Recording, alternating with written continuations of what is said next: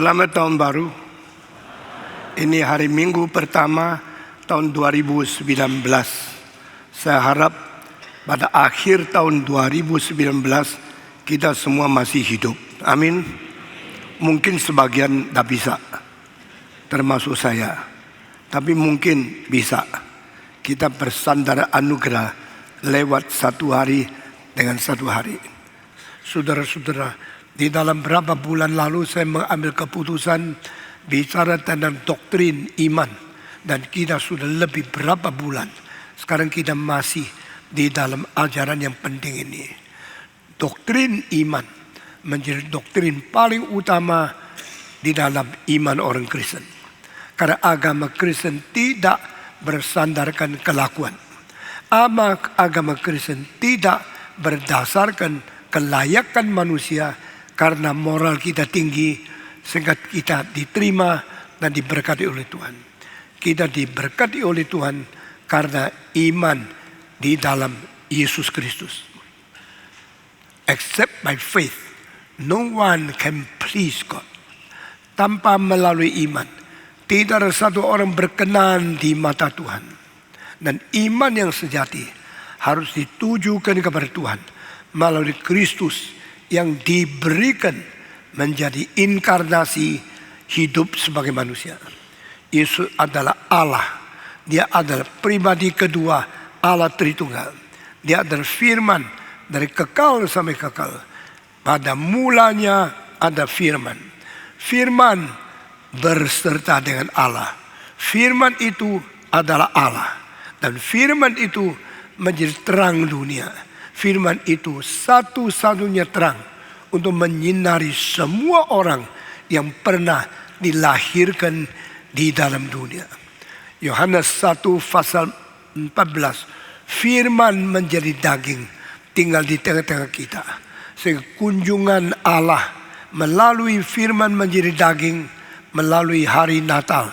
Yesus turun dari surga. Yesus dilahirkan di palungan. Dibesarkan menjadi juru selamat. Dan di dalam dia kita boleh percaya kepada Tuhan Allah. Di dalam dia kita beriman kepada Tuhan. Dan firman dikabarkan, orang yang mendengarkan firman menerima kebenaran Tuhan.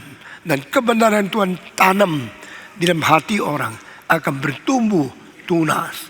Akan bertumbuh menjadi iman kepercayaan. Karena di dalam firman mengandung bibit iman. Maka iman datang daripada pendengaran.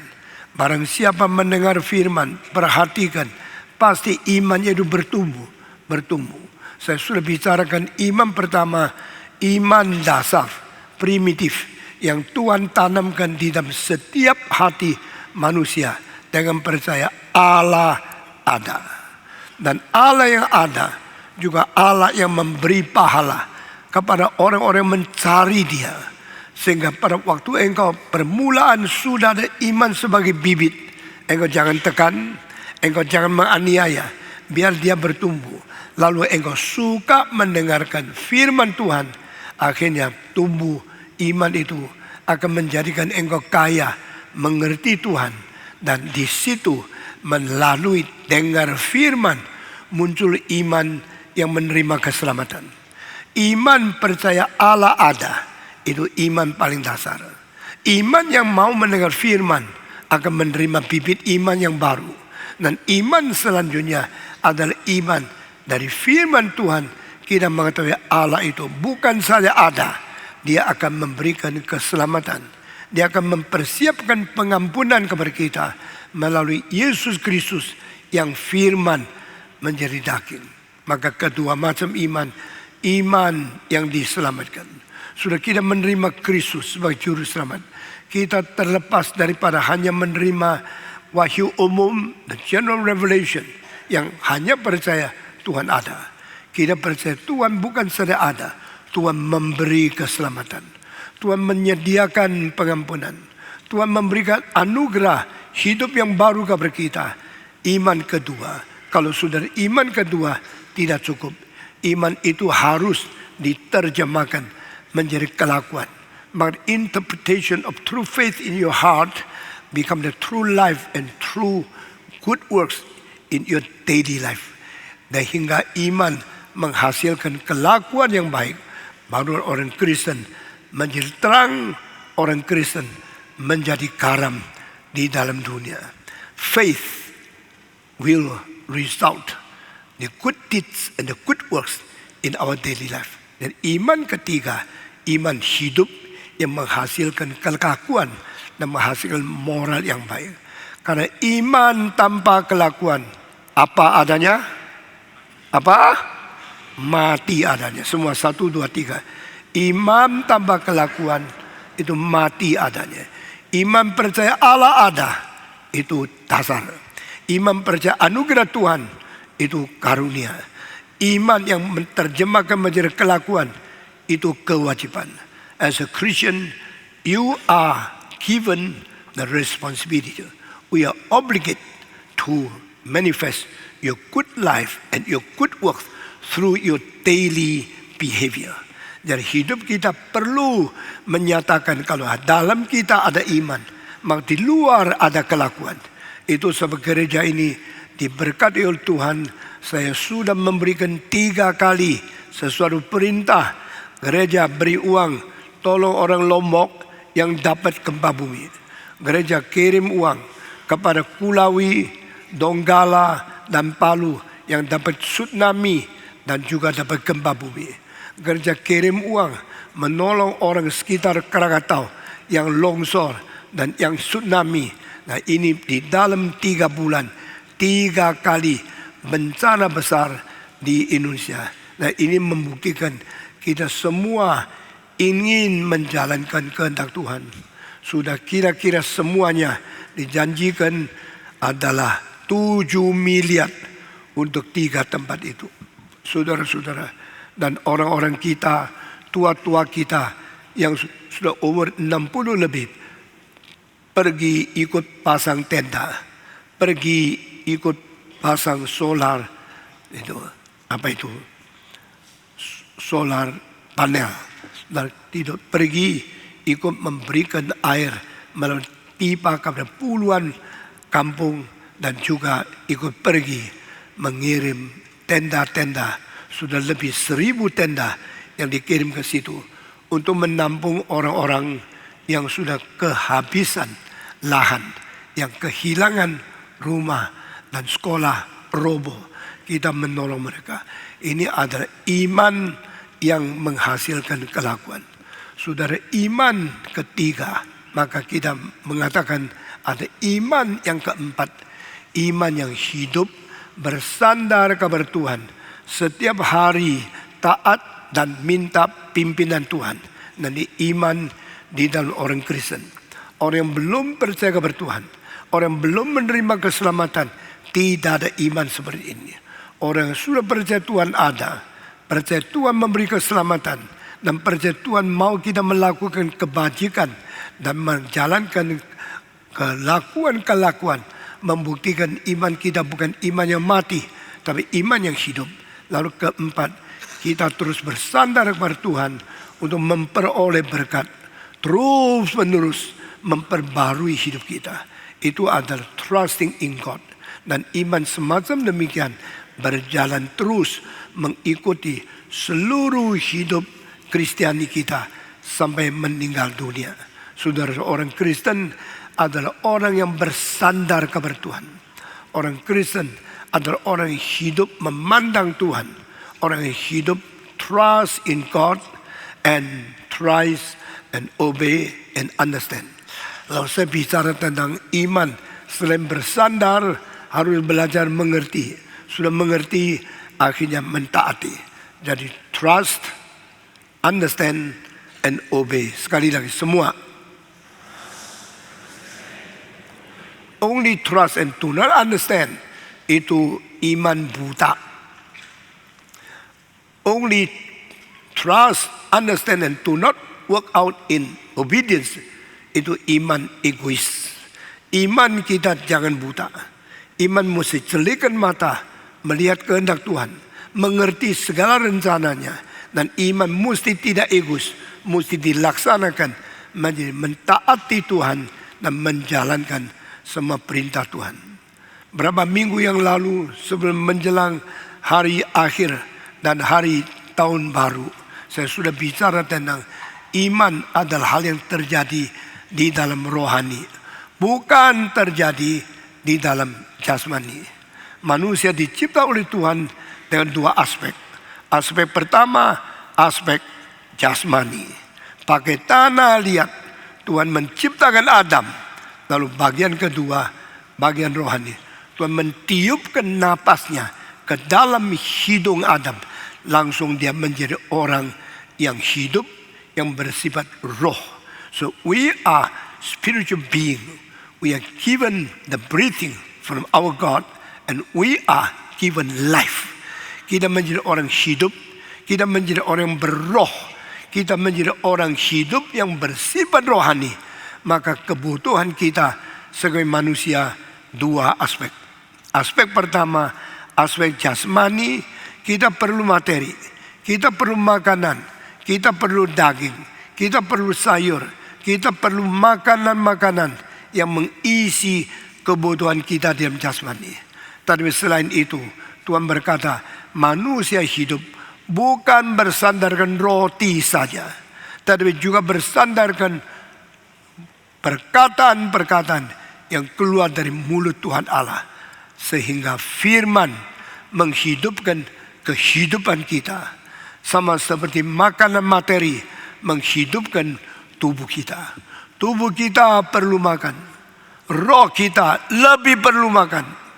Tubuh kita perlu sayur, perlu barang-barang hasil bumi, perlu daging daripada daging binatang dan sebagainya. Ini untuk mengisi kebutuhan tubuh kita. Tapi jiwa kita, rohani kita membutuhkan firman Tuhan yang menghidupkan kehidupan di dalam kita. Sehingga Alkitab mengatakan manusia bukan hidup bersandarkan roti saja, tapi bersandarkan setiap kalimat yang keluar daripada mulut Tuhan Allah. Berarti firman dari Allah. Kita suka dengar khotbah, banyak khotbah yang bukan dari firman Tuhan. Itu hanya teori-teori manusia. Tidak membantu, tidak memberikan gizi, tidak menambah nutrisi di dalam kebutuhan rohani kita. Tetapi kalau firman Tuhan yang dikhotbahkan dari mimbar sangat berbobot sesuai dengan kitab suci, maka orang Kristen tidak mungkin kelaparan. Orang Kristen tidak mungkin kekurangan gizi. Orang tidak mungkin mempunyai kemiskinan rohani. Tetapi kita perlu mempunyai satu jiwa yang merindukan firman Tuhan. Barang siapa yang selalu merasa aus akan kebenaran, dia akan diisi sampai menjadi kenyang dan cukup. Demikian firman Tuhan. Auslah dan laparlah tentang kebenaran. Engkau akan diisi oleh Tuhan. Pada waktu badan kita diisi oleh materi sebagai makanan dari mulut, dan rohani kita diisi oleh firman yang diterima melalui telinga, kita akan seimbang, menjadi stabil. Pertumbuhan ke seluruhnya, seanteronya kita dari luar dari dalam mendapatkan gizi, nutrisi yang cukup daripada Tuhan. Nah, saudara-saudara, dengan demikian maka roh di dalam itu yang memperankan apakah fase iman berjalan. The spirit inside will determine what is enough, what is sufficient for your growth in very, very healthy way.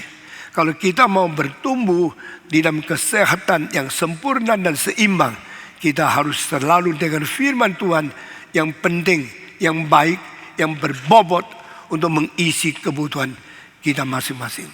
Maka apa yang disebut iman bukan terjadi di luar, terjadi di dalam. What is faith is concerning what is happening in your spirit. Nah, saudara-saudara, saya sekarang ambil satu contoh mengenai gambaran, lukisan-lukisan. Semua anak-anak suka lukis. Dia ambil pen, ambil kapur, langsung gambar coret-coret. Tapi ada yang gambarnya beres, ada yang tidak karu-karuan. Orang yang gambar tidak karu-karuan, dia bilang, saya mau gambar bapak. Sama gambar mama, gambar apa? Bundar dulu satu, lalu bundar dua kecil. Yang benar ini adalah ini kepala. Yang kecil ini apa? Mata. Kanan satu, kiri satu. Tengahnya 3 segi. Bawahnya kotak-kotak. Lalu di garis-garis vertikal horizontal. Ini apa? Ini mulut. Kenapa garis-garis? Giginya banyak. Lalu anak kecil bilang, saya sudah pintar gambar. Itu bukan gambar. Itu namanya coret-coret. Tapi coret-coret pun tidak boleh sembarang. Mesti ada bundarnya, matanya 2, tidak boleh 3. Lalu kenapa 2? Hidungnya kenapa 1? Memang orang matanya 2 kok. Memang orang hidungnya 1 kok. Kenapa 2 telinga? Memang orang 2 telinga. Nah itu harus ikut yang sudah ada. Itu namanya imitasi. Maka 2400 tahun yang lalu ada satu orang yang namanya Aristotle. Gurunya Plato. Mereka memberikan definisi. What is art? Art is the imitation of the nature. Apa itu seni? Seni adalah kopi imitasi alam. Alam itu ada gunung yang begini. Saya pakai pena gambar yang sama. Imitasi gambar ini mirip dengan yang asli. Ini namanya seni. Itu istilah seni adalah imitasi alam. Terus menerus, sambung terus. Sampai berapa tahun? 1900 tahun. Dari 1900 tahun, semua pikir seni adalah imitasi alam. Imitasi alam, imitasi alam. Sehingga kalau kita sekarang lihat lukisan di dalam 700 tahun yang lalu, kuno-kuno, mirip-mirip alam, paling banyak dikasih sedikit warna. Tetapi setelah 1900 tahun, yaitu pada tahun abad ke-15, muncullah satu orang yang namanya Da Vinci. Da Vinci di Italia. Da Vinci seumur hidup sampai 60 lebih umurnya. Salah satu pelukis yang paling besar di dalam sejarah. Dia adalah orang yang merubah definisi seni. Kalau ditanya, Da Vinci, what is art? Apakah definisi daripada seni? Dia bilang, art is not the imitation of the nature. Seni bukan mengimitasi alam. Seni adalah menyatakan gerak-gerik daripada spirit seseorang. Art is the action of the spirit of a human being. Jadi orang tanya, apa itu artinya? Jadi waktu engkau gambar orang, engkau mesti bisa mengutarakan jiwanya mau apa. Baru itu seni. Kalau hanya orang 2 mata, itu bukan seni. Itu lukisan primitif. Itu ada gambar yang mengikuti akan alam, tapi tidak ada seninya. Tapi kalau seni sudah keluar dari mata yang kau gambar, lihat keinginan orang itu. Melihat satu gerak-gerik daripada jiwa. Apa yang dia inginkan, apa yang diharapkan, apa yang diarahkan. Itu baru seni. Setelah Da Vinci memberikan definisi itu, orang mulai cari, betulkah engkau sendiri mempunyai kemungkinan mencapai ke situ? Akhirnya seluruh dunia kagum. Da Vinci menggambar Mona Lisa. Matanya tenang-tenang, mulutnya sedikit senyum, tidak kelihatan gigi, tangannya taruh di sini. Dan waktu miring sedikit kepala, lihat ke depan, belakangnya alam, tapi depannya seni. Dia bukan mengikut-ikut, mengkopi alam. Dia mulai menemukan inovasi, bagaimana menguraikan ekspresi jiwa satu orang. Waktu engkau lihat lukisan Mona Lisa, kita ada satu yang berada di museum. Engkau tak mungkin tidak perhatikan. Engkau tertarik oleh matanya. Ini perempuan kenapa senyum? Kenapa mata ke depan? Kenapa belakang alam-alam semua? Yang mengatakan mau tiru alam sudah belakang. Hari depan ekspresi manusia. What do you want? What is your desire? What is your expression of your hope, your action, your spirit, your mind, and your tendency? Di situ mengalami revolusi yang besar. seni mulai maju luar biasa. Sampai abad 19 seni balik lagi kepada yang abstrak, yang impresionis, yang kacau balau. Saya tidak bicara ke situ. Tapi saudara-saudara, di dalam lukisan daripada Michelangelo, daripada Raffaello Sanzio, daripada Da Vinci, Leonardo, engkau melihat mereka semua memikirkan bagaimana mengutarakan jiwa, keinginan, perasaan, dan inspirasi paling dalam daripada manusia. Di situ seni berkembang terus-menerus. Saudara-saudara, waktu engkau melihat 2 minggu yang lalu Natal, kita ambil satu lukisan dari Pompeo Batoni, di Maria menggendong Yesus, matanya melihat ke bawah. Saya bilang itu salah satu lukisan ibu dan anak yang terindah di dalam sejarah. Engkau mungkin masih simpan gambar itu, kalau bisa jangan dibuang. Masuk ke figura kecil atau sisir dari kitab suci. Engkau melihat apa yang disebut cinta Tuhan kepada manusia, mengaruniakan anak yang tunggal kepada kita. Pada waktu Raffaello gambar, maka dia pertingkan kedua kulit atas dari Maria. Kalau orang melihat ke depan, ini buka kurang besar, ini menjadi lapisan 2 karena di sini disisipkan, dilapiskan.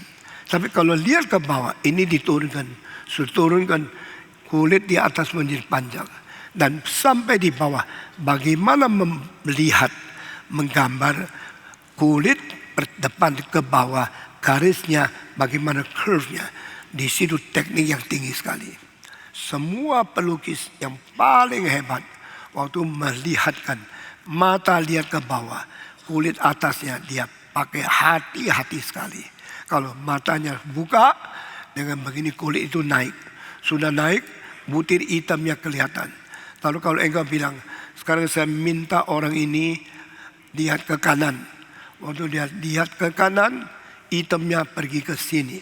Putihnya berapa persen, hitamnya berapa persen. Itu ada rahasia tuh. Saudara jangan kira ke kanan dua-dua gitu. Tidak bisa.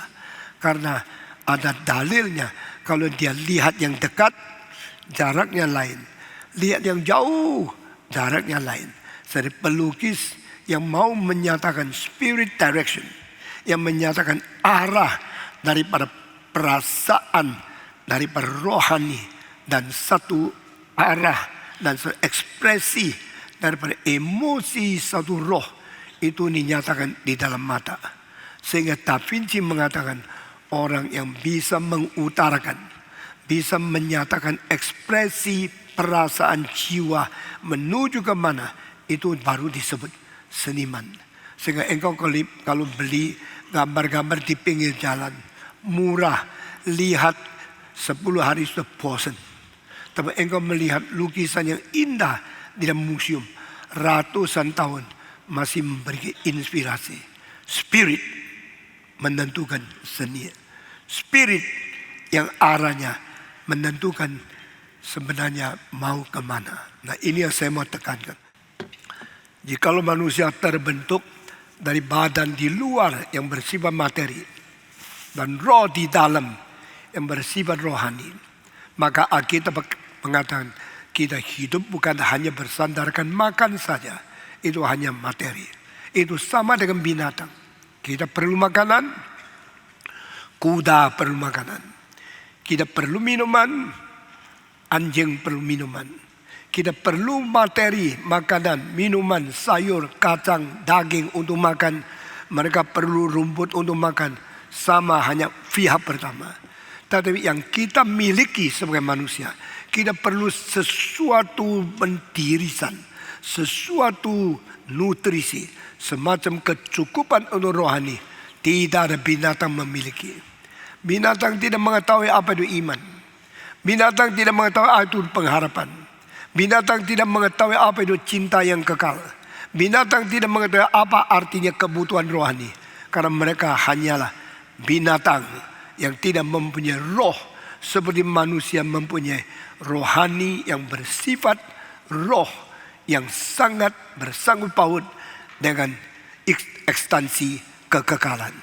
Nah saudara, itu sebab manusia mempunyai keinginan roh. Keinginan roh itulah yang bikin kita bernilai yang tinggi. Keinginan roh itulah yang bikin kita mempunyai pengertian seni.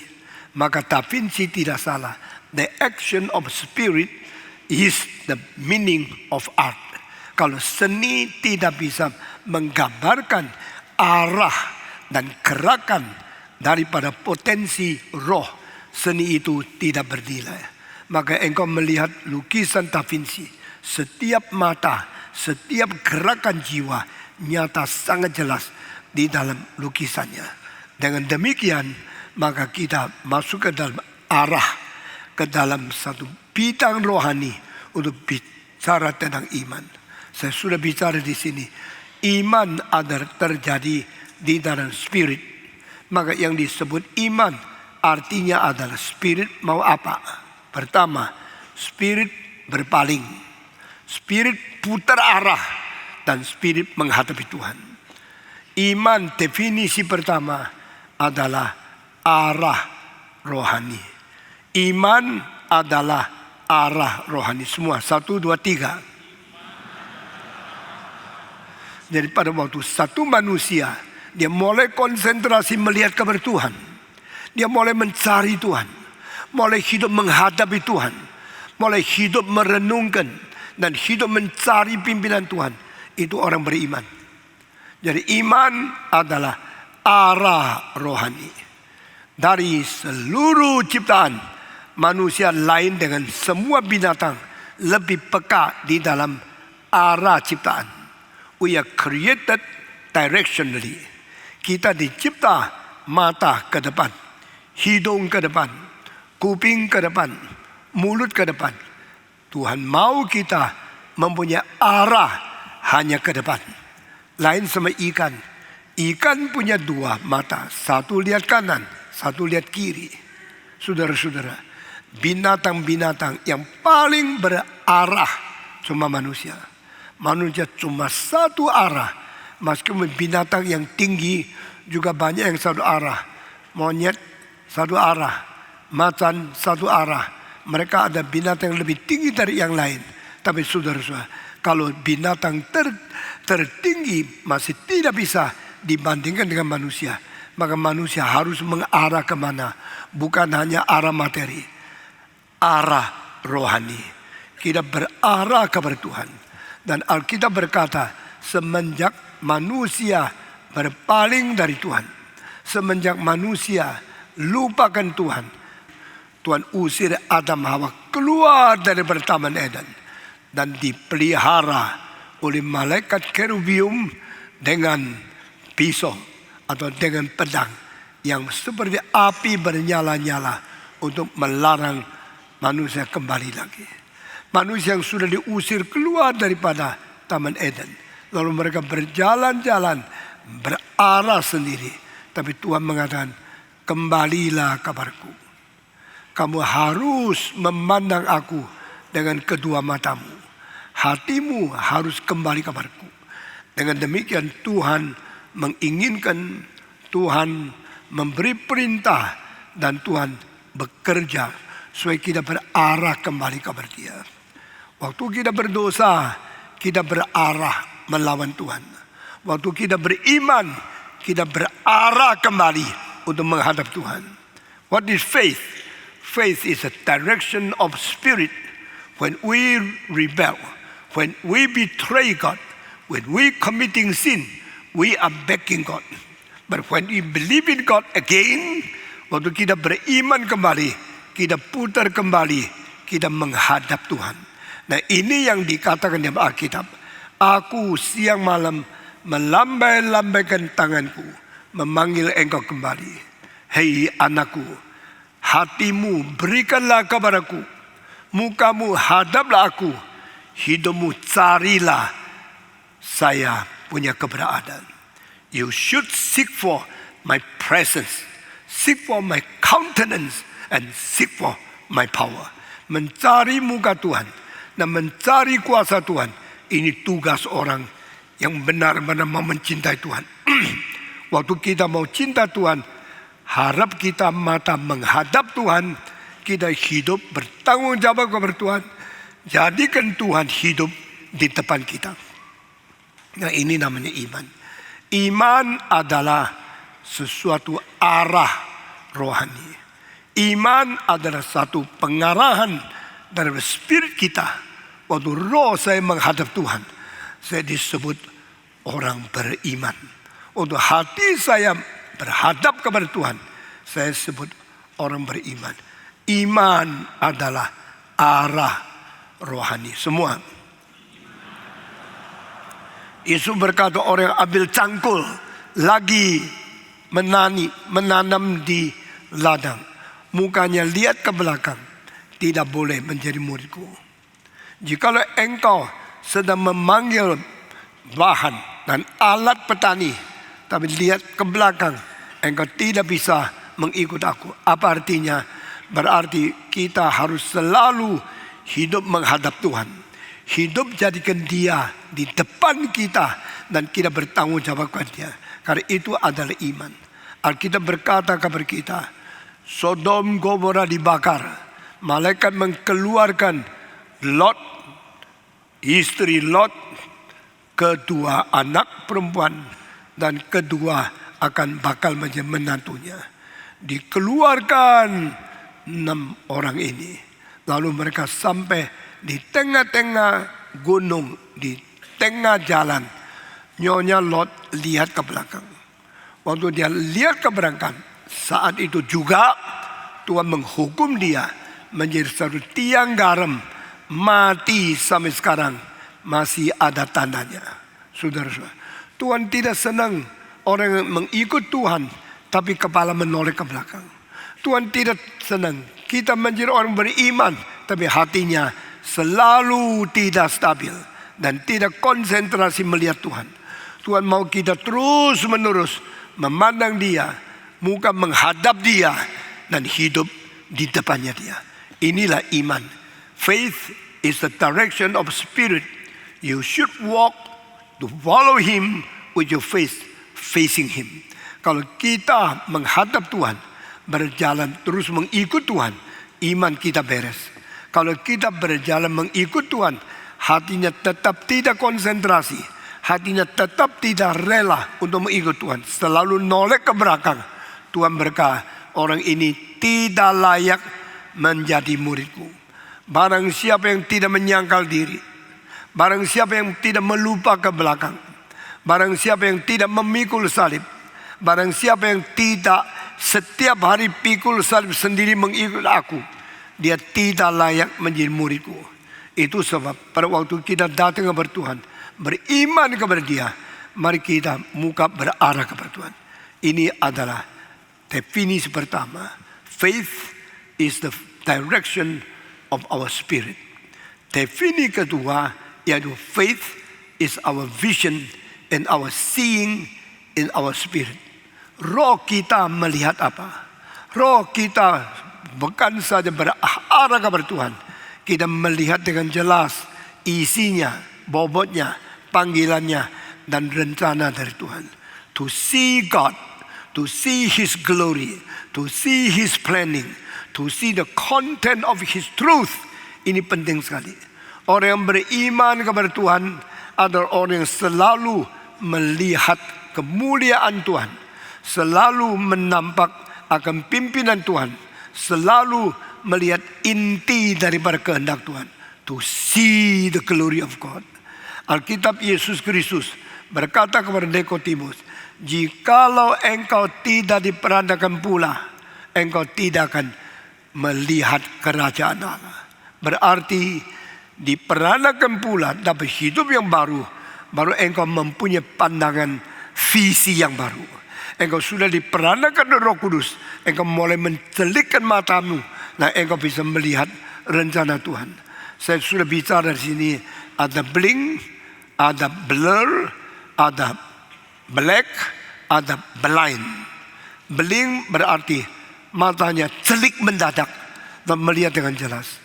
Kadang engkau dengar khotbah berapa tahun baru mulai, wah ini penting. Pada pertama kali rohmu melihat penting, itu namanya blink. sesudah itu you never the same. Kalau sudah dengar khotbah sampai mengerti, lalu mata rohani sudah dijadikan Tuhan, engkau sesudah itu jadi orang Kristen. Lain lagi.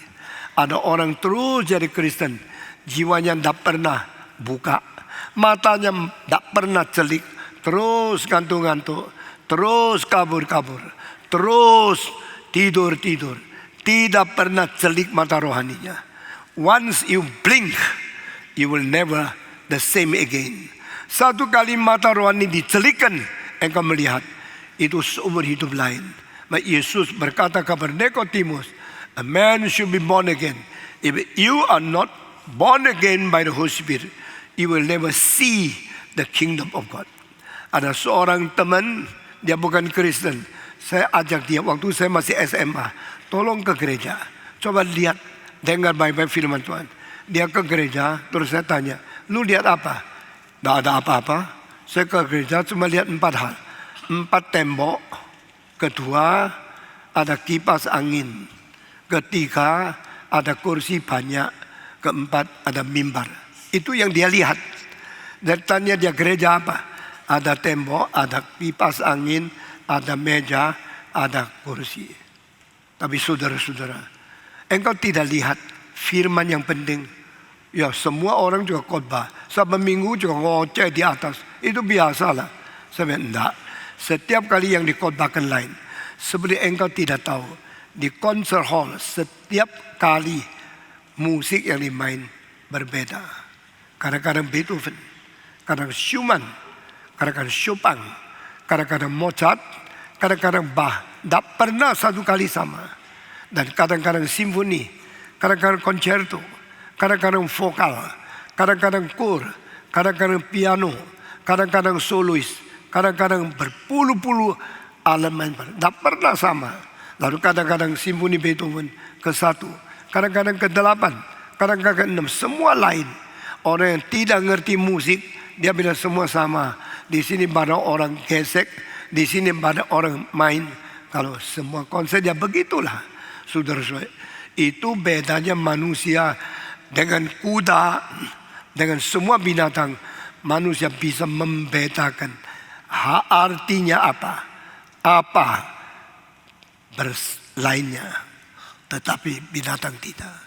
Demikian juga waktu orang telinganya sudah jeli mendengar khotbah, mengetahui firman ini mengenai perjanjian lama, ini perjanjian baru, ini mengenai iman kepada Tuhan, ini mengenai tugas manusia. Setiap khotbah lain dan sudah bisa lihat, bisa dengar, bisa jelas, baru engkau masuk ke dalam wilayah itu. Itu sebab iman pertama ada arah rohani. Iman kedua adalah penglihatan rohani. Your spiritual seeing, your spiritual vision. Orang yang beriman, mata rohaninya melihat sesuatu yang berbeda. Yang tidak melihat perbedaan rohani, hanya melihat keadaan biasa saja. Tidak pernah dia merasakan indahnya dari inti kerohanian di mana. Saudara sekalian, itu sebab Alkitab berkata, mata kalau dibuka oleh Tuhan, hidup menjadi berlainan sekali. Masih ingat Paulus pergi mau menangkap orang-orang Kristen, dapat surat daripada kuasa imam besar, boleh menangkap orang karena dia berikan mandat, diberikan hak istimewa. Lalu dia pergi mau masuk ke kota Damaskus.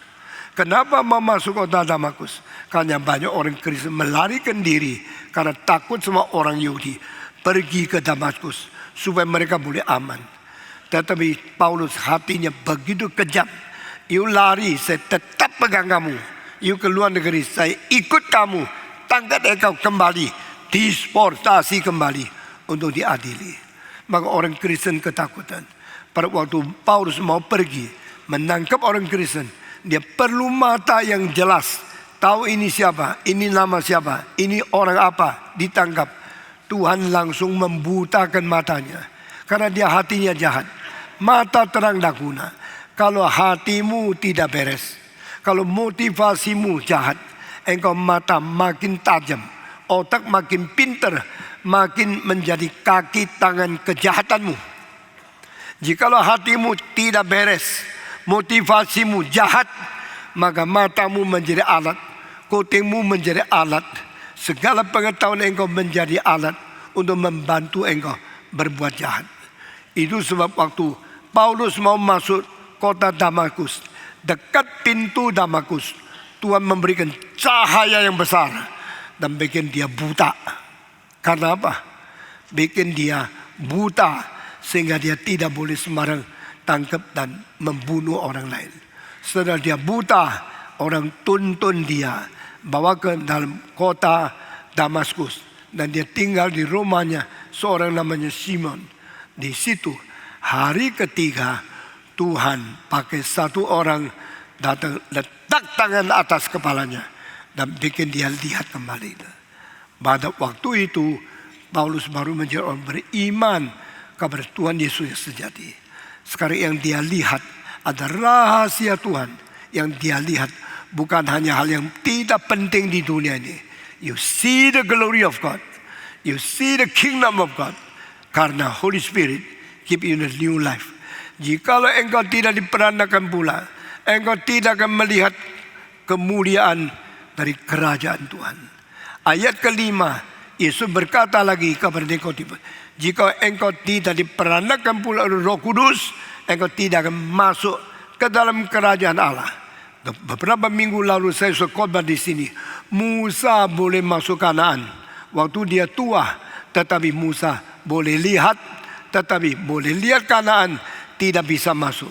Dia hanya berdiri atas gunung Nipo, melihat segala yang dijanjikan, tapi tidak berhak masuk. Demikian rohani kita. Kita selain melihat anugerah Tuhan, selain melihat kemuliaan Tuhan, kita memasuk ke dalam kerajaan Allah, menikmati semua yang sudah dijanjikan oleh Tuhan. Ini lihat sama masuk berbeda sekali.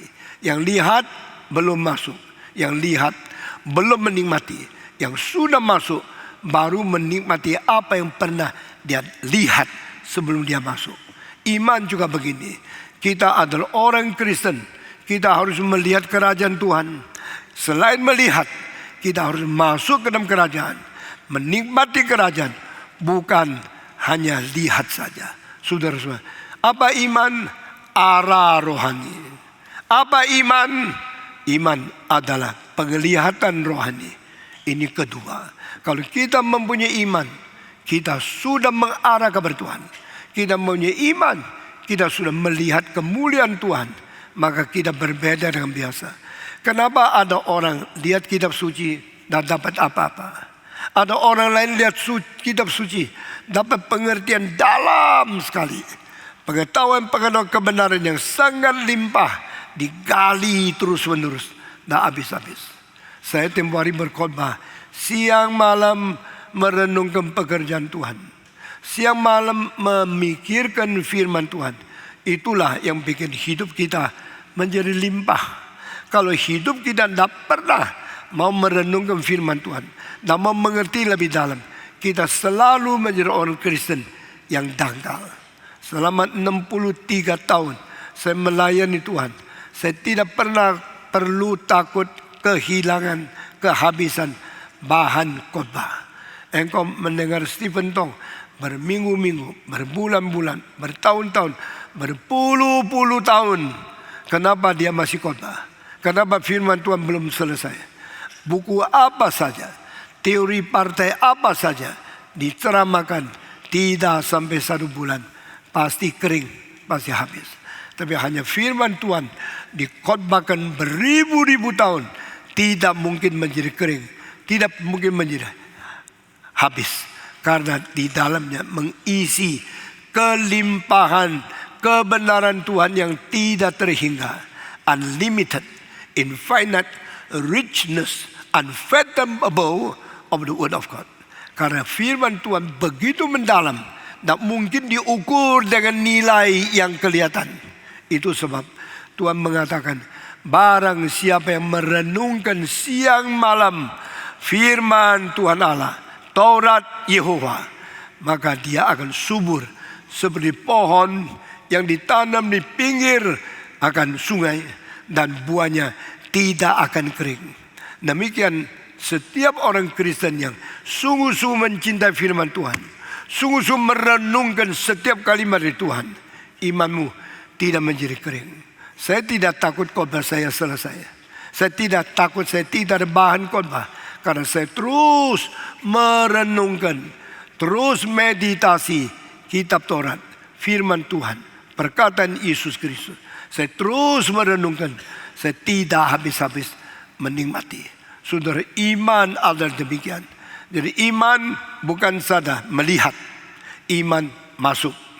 Iman bukan hanya menghadap, iman mau mengetahui visi, lalu masuk menikmati semua kelimpahan daripada Tuhan. Ini adalah definisi kedua. Pertama, iman adalah arah rohani semua. Kedua, iman adalah penglihatan rohani semua. Ketiga, iman adalah pegangan rohani semua. Apa artinya? Orang beriman ada pegangan. Orang ada iman, ada kepastian. Dia tidak tergoncang-goncang, tidak terombak-ambing. Saudara-saudara, orang yang di Palu, yang berada di tempat gempa bumi, mendadak tidak bisa berdiri. Lalu dia apa? Saya sakit kah? Kenapa saya tidak bisa berdiri? Akhirnya baru tahu, bukan kakinya tidak kuat, tapi tanahnya sedang goncang. Waktu gempa bumi Richter skala sampai 7, goncangnya bumi gini. Engkau berdiri di atas terus mau jatuh. Engkau baru tahu, biasanya bumi tenang sekali, itu berkat Tuhan. Sekarang kita ada di sini, tidak ada orang yang goncang, karena Kemayoran berada di tanah yang sangat stabil. Tidak ada goyang, tidak ada gempa. Maka kita boleh duduk di sini tenang-tenang, diam-diam. Ngantuk pun tidak ganggu. Tetapi orang yang tidak mempunyai ketenangan di tanah, goyang-goyang dia sendiri, tidur pun bangun. Saudara-saudara, kenapa ada orang bisa tidur dengan tenang? Karena bumi tenang. Kenapa orang tidur bisa bangun? Karena bumi tidak tenang. Nah, kalau Tuhan telah memberikan ketenangan, tidak goncang kepada engkau, dan janji perdamaian akan aku karuniakan kepada engkau, engkau boleh tenang dan engkau boleh pegang sesuatu dan jadi certainty of your spirit. Inilah definisi ketiga. Definisi iman yang ketiga adalah satu pegangan, satu teguh, satu certainty di dalam spirit. Waktu rohmu mempunyai ketenangan, mempunyai keteguhan, berdasarkan Allah yang setia, Allah yang jujur, ada yang janji, dan Allah yang berjanji dengan tidak menipu kita. Itu mengakibatkan kita bisa hidup dengan tenang, karena Dia memberikan sesuatu fondasi yang teguh. Nah, saudara-saudara, kalau Tuhan telah berjanji, engkau jangan ragu lagi. Kalau Tuhan berjanji berdasarkan hidup Tuhan yang tidak berubah, engkau jangan meragu-ragukan Dia lagi. Engkau bersyukur kepada Tuhan, karena yang berjanji adalah Allah yang jujur. Semua yang berjanji adalah Allah yang jujur. Maka engkau boleh percaya kepada kesetiaan, kejujuran Tuhan Allah yang tidak berubah, yang kekal, memberikan jaminan. Kita pegang teguh Dia. Saudara-saudara, waktu kita berjanji sama orang dengan jujur, maka kita mengetahui kita tidak boleh sembarangan merubah janji itu. Apalagi Tuhan. Tuhan adalah Allah yang paling setia. Tuhan adalah Allah yang namanya setiawan. Dia adalah yang jujur, yang tidak berubah. Dan Dia berkata, aku berjanji dengan engkau, dengan janjiku yang teguh, dengan kejujuranku yang tidak berubah, dengan kesetiaan aku yang tidak ingkar janjiku. Dan engkau berjanji dengan orang semacam demikian, engkau mempunyai pegangan. Tak takut? Tidak. Kenapa tak takut? Saya kenal dia sudah 50 tahun. Sejak SMP, kenal sampai sekarang. Selama 50 tahun, dia tidak pernah ingkar janji. Dia tidak pernah menipu. Dia tidak pernah dagang dengan cara yang tidak beres. Dia adalah orang jujur. Saya percaya kalau Tuhan kita yang paling jujur, yang setia, yang tidak berubah, ini menjamin iman kita kepada Tuhan teguh dan tidak berubah. Certainty is because we depend on His trustworthy, His honest, and His sincerity. Allah yang setia, jujur dan tidak berubah menjamin iman kita tidak usah goncang. Engkau teguh karena Dia menjadi dasar yang tidak berubah. Kita bersyukur kepada Tuhan. Karena Tuhan tidak berubah, maka iman kita kepada Dia tidak usah khawatir. Orang beriman mempunyai pegangan di dalam spirit, mempunyai kepastian di dalam pengharapan. Dia tidak akan kecewa. Sekarang banyak pernikahan gagal karena yang berjanji omong kosong. Banyak rumah tangga terbengkalai karena semua tidak jujur. Kalau engkau berani dan jujur di hadapan Tuhan, salah satu ikatan janji yang paling serius yaitu pernikahan di hadapan Tuhan. Lalu orang dua sumpah, orang dua berdoa di hadapan Tuhan, saya berjanji mencintai engkau sampai mati. Entah miskin atau kaya, tetap cinta. Entah sakit atau sehat, tetap cinta. Dengan keadaan berjanji di hadapan Tuhan, maka Tuhan bersaksi, you tidak bicara bohong. You bicara dengan sungguh-sungguhnya. Berjanji mati, hidup, kaya, miskin, bahaya, aman, sehat, sakit, aku tetap mencintai engkau. Nah, inilah satu serius, satu janji yang paling penting di dalam dunia. Kita berjanji kepada Tuhan mengikut Dia sampai mati. Kita berdasarkan kesetiaan Tuhan berjanji sama pasangan kita sampai mati tidak mencintai orang lain. Nah, ini semua serius. Nah, ini pegangan. Makin jujur memberi pegangan makin pasti. Makin setia membuat orang makin tenang, tidak ragu-ragu. Kita bersyukur kepada Tuhan. Tuhan menjanjikan dunia yang tidak bergoncang. Maka kerajaan Allah yang tidak bergoncang, berdasarkan Allah yang tidak pernah berubah, menjadikan kita orang Kristen yang tidak ingkar janji. Dan pegangan itu makin kuat. Satu kali ada seorang anak di tengah-tengah angin besar sekali. Dia sedang goyang-goyang tangannya. Gini-gini terus berjam-jam. Lalu seorang tua datang. Anak, sudah angin ribut seperti ini, kenapa engkau masih goyang-goyang tangan? Pak, kamu kira saya mainannya? Saya bukan main-main. Saya bukan goyang-goyang. Saya sedang pegang tali layangan. Hah? Layangan? Orang tua itu lihat ke atas. Tidak ada. Di atas saya tidak lihat layangan. Engkau pegang apa? Saya sedang pegang tali layangan. Di mana layangannya? Di atas awan situ. Oh, sudah beratus-ratus meter. Di tengah-tengah awan itu ada layangan. Saya tidak lihat. Problemnya bukan you lihat tidak lihat. Problemnya adalah engkau tidak pegang tali ini. Apa maksudmu? Karena saya pegang layangan, maka saya rasa ketegangan antara tali itu dan tangan saya masih ada layangan. Apa itu artinya? Kalau layangan saya sudah putus, ini tali akan turun. Saya tidak rasa ada kekuatannya. Tapi sekarang saya pegang, angin tiup, ketegangan daripada tiupan angin dan jarak daripada benang tali dari layangan ke sini, saya masih rasakan. Karena kadang-kadang terlalu keras, saya mesti ikut lari. Karena angin terlalu keras, ya layangan itu ikut, saya mesti ikut. Dan waktu saya mau tarik kembali, saya rasa saya kurang kuat. Di situ ketegangan, kekuatan relasi memberi saya tahu layangan saya masih ada. Nah, saudara-saudara, inilah menjadi satu contoh orang beriman, tangannya sedang pegang tangan Tuhan. Dan waktu engkau bersandar kepada Tuhan, kesulitan menggoncangkan situasimu, menggoncangkan lingkunganmu, menggoncangkan segala sesuatu yang kau biasa sandarnya. Tetapi sekarang karena ketegangan itu masih ada, engkau percaya layangan belum putus. Nah, inilah orang Kristen.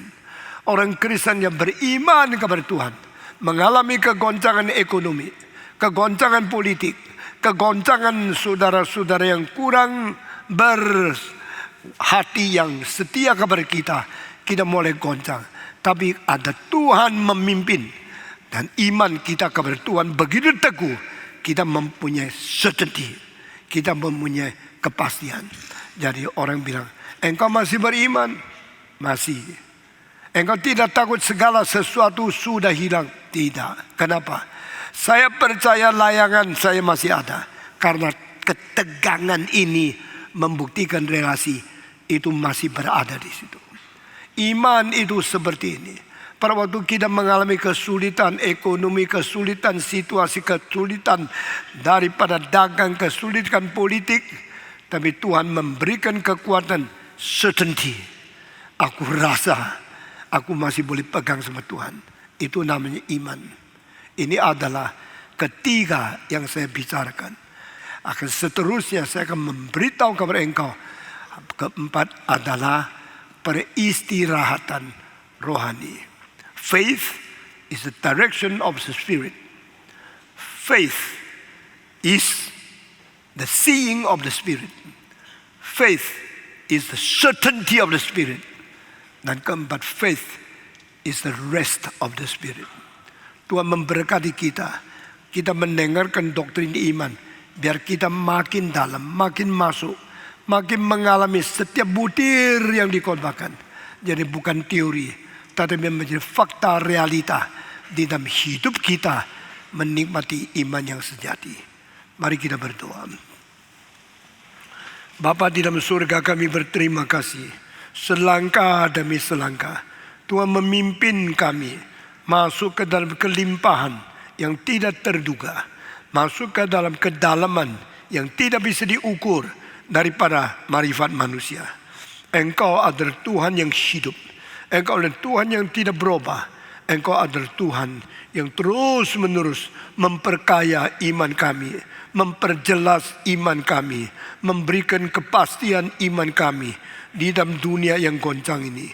Kami berdoa kiranya Tuhan memimpin kami, berkati masing-masing. Dengar doa kami yang kami panjatkan dalam nama Yesus Kristus, penebus dan juru selamat kami yang hidup. Kami sudah berdoa. Amin.